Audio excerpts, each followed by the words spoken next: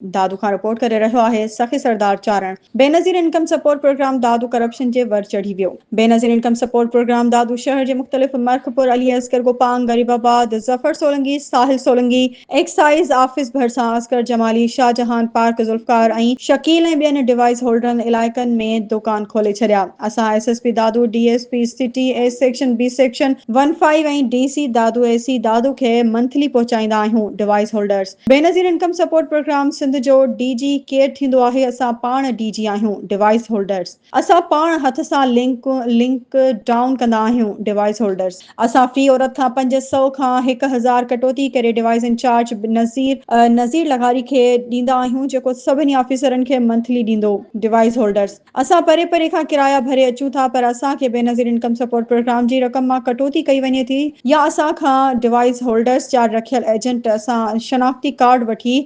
Blackmail करे सॼो ॾींहुं विहारे चवनि था त तव्हांजी रक़म न आई आहे। औरतुनि जो दाहूं।